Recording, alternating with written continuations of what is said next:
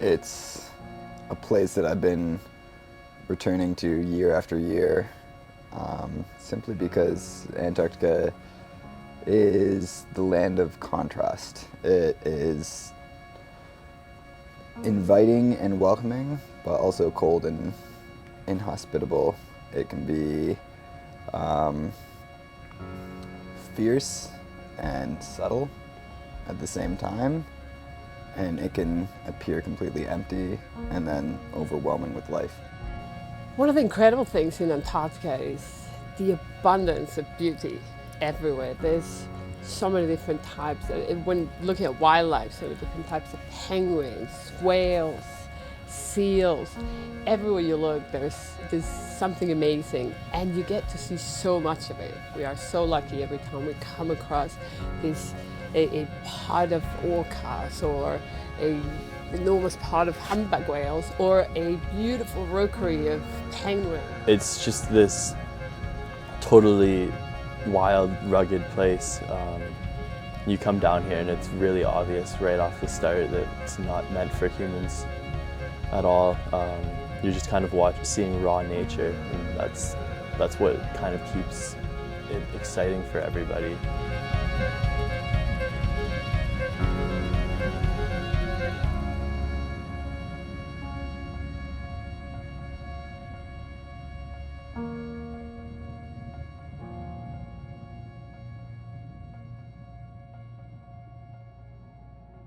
When you come here to Antarctica and you find all these different types of wildlife, of course penguins is one of my favorite ones. And you have so many, I mean, you can pick your favorite. You have gentoos, you have chinstraps, you have adeles, and they all have their own personalities and they all have their own little ways of doing things that is incredible to just sit there for a minute and watch them, how they do their little highways or how they build their little nests or how they all decide to go for a swim. They're pretty spectacular.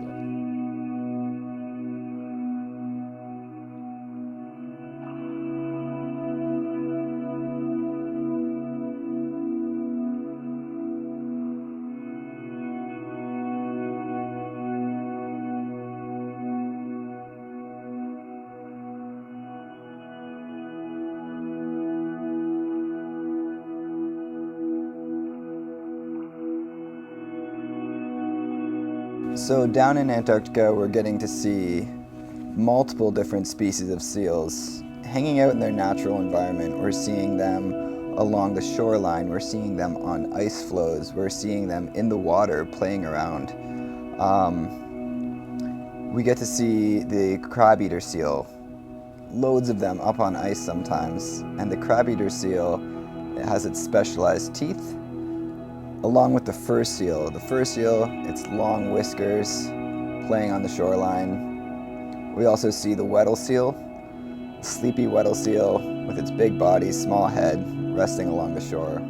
And of course we have the leopard seal, which is just an incredible species to observe down here. Anytime we get an opportunity, it's really a treat. And we got to see my personal favorite, the elephant seal, at Snow Island.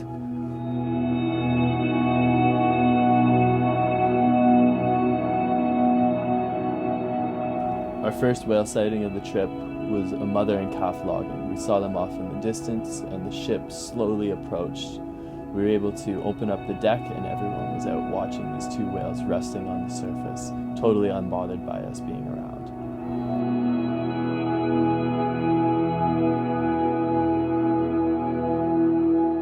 We saw lots of whales logging on the trip, all humpbacks, and they were just resting just below the surface with the occasional blow here and there.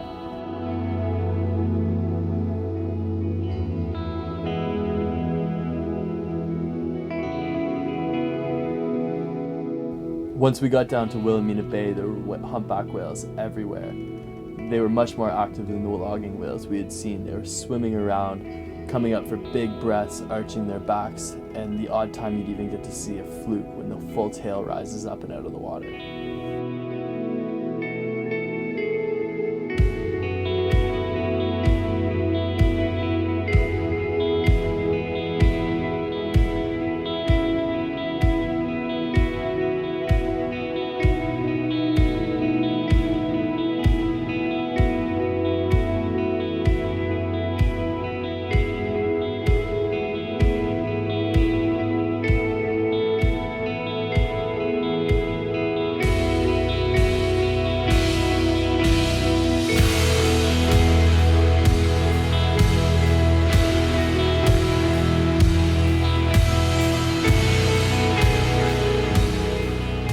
setting eyes on Antarctica for the first time changes a person. I truly believe one of the best parts of being on the expedition team is sharing this experience with our guests.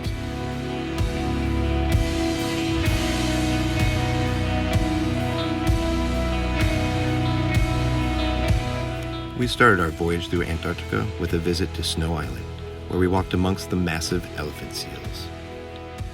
At Sierva Cove, we caught a glimpse of Base Primavera from our Zodiac cruise while we were meandering amongst the enormous icebergs. Couvreville Island is unique in that it is home to over 6,500 pairs of Gentoo penguins. Our first true continental landing was at Neko Harbor, where we took a short hike up the side of the mountain. Peterman Island, with its towering backdrop, is always a treat. Planell never disappoints while Zodiac cruising through this dynamic, natural sculpture garden. When we stopped at Gonzales Videla, a Chilean base known for large populations of Gentoo penguins, we met the all-white penguin affectionately named Gertrude.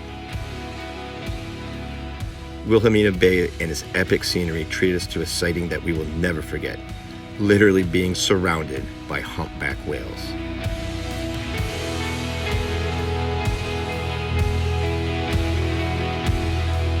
We had a misty morning amongst the large colonies of chinstrap penguins at Half Moon Bay.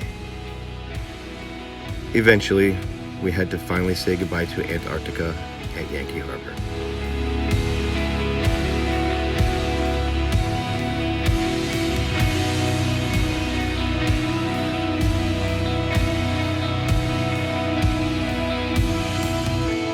We all benefit from this isolated, undisturbed continent and its thriving ecosystems.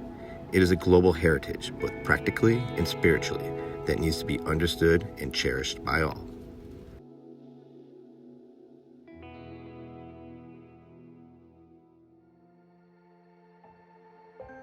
One of the things about Antarctica is that it makes you think and reflect. And one of the first things to think is how fortunate we are, how privileged we are to have been here.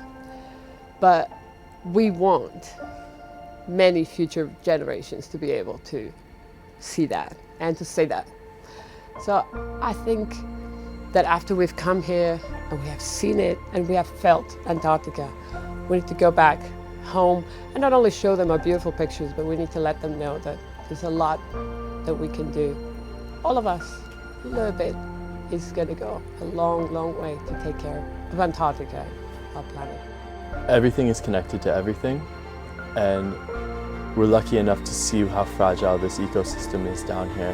And it's very apparent that our actions back home and actions worldwide have an impact on these areas that seem like they're so far away. Hopefully by coming down here and experiencing it firsthand, you become an ambassador for the area. For the rest of your life, you'll know what's down at the White Continent at the bottom of these maps.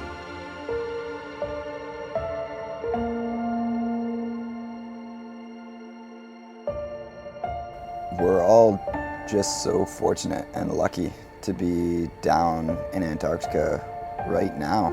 But we need to remember that when we go home, what we saw down here and what we can do at home makes a difference and affects everything. And not to let this just be a memory or some photographs. We need to make these stories real for other people and to continue to change our ways to preserve this environment.